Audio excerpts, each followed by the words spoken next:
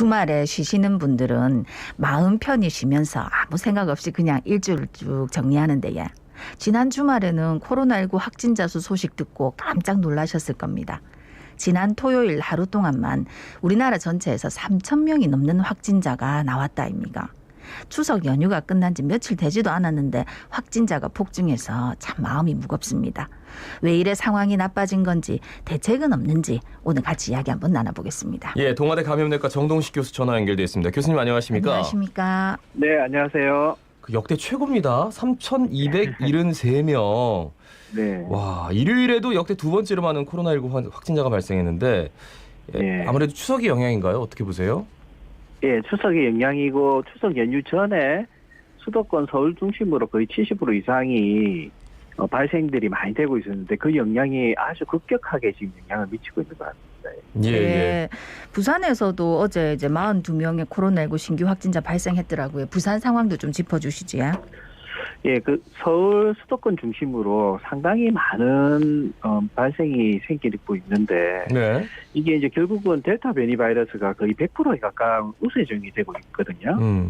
그리고 또 이제 추석 연휴에 이제 이동량도 많이 늘고 이제 모임이 그동안 많이 모이지 못했던 모임들이 조금 더 늘면서 영향을 미치고 있는데 그나마 이제 서울 수도권에 비하면 부산은 그나마 조금은 낫긴 하다고 할 수는 있는데 그래도 여전히 안심할 수는 없습니다. 지금 연휴에 우리가 보통 한 20명에서 30명대 하루 확진자가 발생을 했는데 연휴가 끝나고는 지금 40명대가 조금 증가하는 양상을 보이고 있거든요. 그리고 추석 전에 평균 확진자 발생 수가 그전에는 점점점 감소를 보이고 있었는데 추석 연휴가 이제 포함된 한 주 동안은 한 300명이 총 확진자가 발생했는데 그 전주에 285명보다도 15명이 증가했거든요. 근데 이제 이번 주는 좀 더 본격적으로 증가할 수가 있어서 좀 추이를 잘 봐야 될 것 같습니다. 그러니까 추석에 연휴 여파인데 이게 뭐 시작이다 이런 얘기도 있고 특히나 이제 부산에서는 부산 진시장 그 시장 이름이 특정이 되고 거기 다녀오신 분들 검사 받아라 이런 문자까지 받으니까 아 이게 정말 딱 다가왔구나. 이게 정말 걱정을 또 해야 되는데 이미 조금 마음이 풀어져 있어가지고 에이 설마 그러겠어 이런 마음하고 이렇게 좀 왔다 갔다 해서 말이죠. 어떤 말씀해 주시겠습니까? 네. 말씀하신 것처럼 이제 백신 접종률이 1차도 이제 70% 이상 올라가고 하니까 우리 이제 청취자분이나 우리 시민 여러분들이 좀 그런 마음들이 조금 풀어지는 마음들이 좀 생길 수가 있는데요. 그런 부분에서 조심해야 되는 게 어제 우리 42명의 확진자 중에도 보면은요. 특히 가족하고 가까운 분들하고 이렇게 모이다가 이렇게 확진된 분들이 거의 32명이나 발생이 됐고요. 그리고 추석 전후에 이제 아무래도 이제 친지들을 방문하기 위해서 다른 시도나 이런 쪽을 방문하는 분들이 늘 수밖에 없는데, 그런 부분, 그런 접촉으로 인해 생긴 분들이 14명이 나왔고, 그거와 연관된 확진자가 총 30명이 넘었거든요. 그래서 아무래도 추석 연휴에 보통 중에 이런 만남으로 인해서 감염이 되면 보통 잠복기가 5일에서 7일 정도라고 알려져 있기 때문에 그렇다면은 사실 이런 이동량이 늘고 이런 가족이나 지인과의 만남이 많고 이런 부분들을 고려하면은 5, 7일 지나면 이번 주 특히 화요일이나 수요일 날 확진자 발생 수가 그 추석 연휴의 영향을 반영할 가능성이 아주 많기 때문에 이번 주가 부산 같은 경우도 고비가 좀 될 것으로 보이고 있습니다. 그런데 이제 뭐 물론 이번 주에 고비를 잘 넘기면 좋겠지만은 이렇게 이제 4차 대유행이 계속 지속될 거다, 이어질 거다 하는 의견들이 있는데 어떻게 보십니까? 그래서 일부 전문가분들이 이제 계속 그런 부분들을 우려하는 이야기들을 하고 계시고 있는데요. 이게 이제 결국은 백신 접종률이 높아지고 있는데도 불구하고 이게 델타 변이 바이러스가 전 세계적으로 거의 우세종이 다 되고 있거든요. 근데 이 변이 바이러스가 워낙 전파력도 높고 돌파 감염도 잘 유발시키고 있기 때문에 그동안 뭐 우리가 저희 시민 여러분들도 뭐 거의 거리두기 단계를 높여서 유지하고 있는 게 상당히 오래됐잖아요.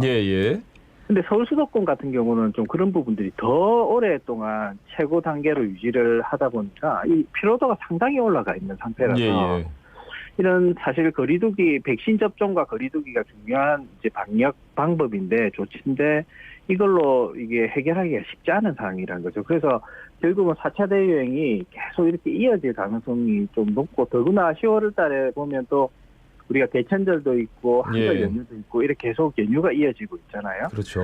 그러다 보면은 이게 이제 꺾이기가 힘들다 보면 11월, 12월 가면서 이제 겨울로 이어지면서 4차 유행이 이어지거나 아니면 5차 대유행으로 더 높은 확진자 수가 생길 수 있다는 부분을 우려하고 있는 겁니다. 그래서 사실 접종률이 높은 미국이나 영국, 싱가포르도 지금 계속 연일 확진자 발생이 증가하고 있기 때문에 예.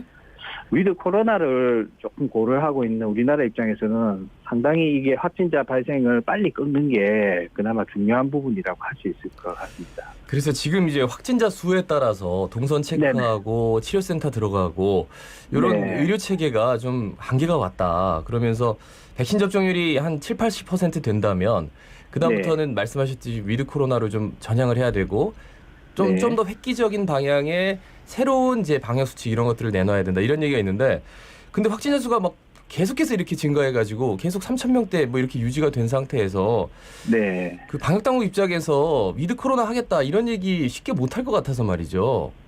그렇긴 하지만요. 아나운서분께서 말씀하신 게 중요한 거 말씀하셨는데 지금 벌써 서울 수도권은 생활치료센터에 입소를 못해서 한 1,000명 이상이 지금 집에서 대기하고 있거든요. 그 연일 지금 서울 수도권 중심으로 70% 이상의 확진자가 거의 하루에 거의 2,000명 뭐 이렇게 생기고 있기 때문에 지금의 생활치료센터로 이렇게 관리하는 격리를 모두 확진자를 관리하는 시스템을 유지하기가 힘들어서 벌써부터 지금 격리 기간을 2주가 아니라 10일이 아니라 7일로 당기고 그리고 급하게 지난 금요일에 그런 공문들이 왔습니다. 그래서 벌써 위드 코로나로 넘어가는 단계를 벌써 준비를 하고 있는 단계라고 봐야 됩니다. 그래서 상당히 좀 지금은 서울 수도권 같은 경우는 위기의식이 상당히 조금 높다라고 봐야 될 것 같습니다. 네.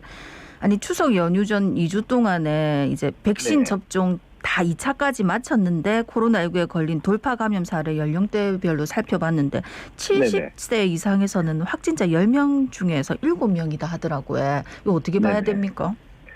일단은 돌파 감염 됐더라도 너무 걱정은 안 하셔도 되는 부분은 우리가 이제 감염이 되더라도 중증으로 이행되는 거나 또 사망률을 올린다면은 백신 접종해도 그게 높아진다면 아주 우려가 되는데 그 부분에서는 상당히 효과가 있기 때문에 일단은 좀 안심을 할 수가 있는데요. 이게 이제 결국은 우리가 부스터샷을 해야 되는 이유 중에 하나가 결국은 이제 연령이 보통 50에서 60 올라가기 시작하면 우리 몸의 면역 시스템이 점점 노쇠화가 발생하기 시작하거든요. 그 말은 즉 그 백신 접종해도 면역 효과가 젊은 층에 비해서 떨어질 수 있다는 건데 그래서 이게 면역세포 수도 줄고 나이가 들면 기억세포를 수도 줄기 때문에 그런 부분들에서 이제 해결 방법 중에 하나가 2차 접종 완료 이후에 추가 접종. 그러니까 부스터샷을 주게 되면 이런 중화항체 생성되는 거라 이런 세포 면역이라든지 이런 부분이 상당히 올라갈 수 있기 때문에 도움이 되는 거죠. 그래서 우리 독감 같은 경우 보면은 예방 효과가 젊은 층은 한 60에서 70% 되거든요. 근데 노인층은 예방 효과가 한 40%대로 떨어집니다.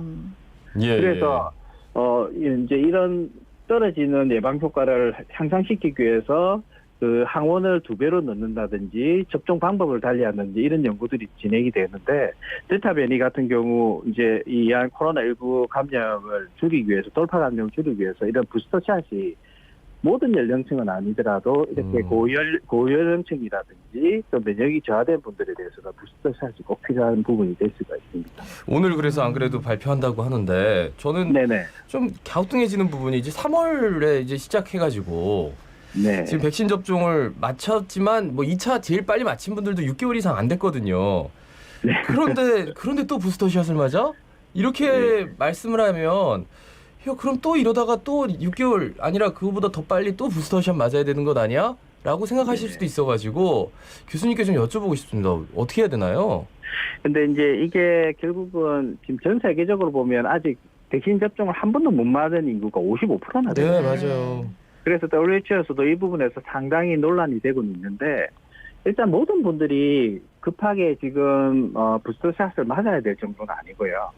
이제 방금 말씀드린 것처럼 이런 면역 형성이 조금 떨어지는 분들, 연령층이 높거나 면역이 떨어지신 분들이나 이런 분들에 대해서 또 특히 이제 또 우리 의료기관에 있는 또 코로나 확진자를 좀 치료하는 의료인 같은 경우는 그런 바이러스의 밀도가 높은 곳에 노출될 위험이 많기 때문에 이런 대상들에 대해서는 부스터샷을 조금 빨리 하더라도 그 외 분들은 면역 수치가 조금 떨어지더라도 중증행은 상당히 예방하는 효과가 여전히 유지가 되고 있기 때문에 너무 걱정하지 마시고 정부에서 계획하는 스케줄에 따라서 이렇게 딱 접종을 하시면 문제는 없을 것 같습니다. 예, 코로나 시작되고 초기에 대구에서 확진자 너무 많이 나와가지고 전국적으로 굉장히 많이 놀랬었는데 좀 잠잠하더만 또 다시 하루 최다 확진자 나왔다는데 이 이유가 뭡니까?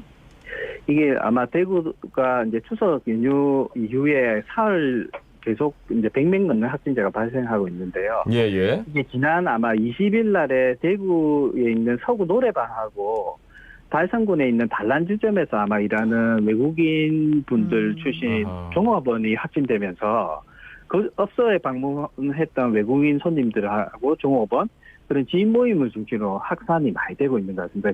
그런 장소가 또 밀집되고 밀접되고 그리고 밀폐된 산밀 환경이기 때문에 또 마스크 착용도 힘든 환경이고 그러다 보니까 많이 발생하고 있어서 부산도 이런 환경 쪽에는 특히 환기도 신경 쓰고 이렇게 관리하는 부분에 아주 신경을 많이 쓰셔야 될 것 같습니다. 네. 그 우리나라 지금 그 트래블 버블 뭐 해가지고 외국 나가면 그 나라에서 들어오는 사람들도 막지 말아야 되는 거잖아요. 그러니까 백신을 맞았다면.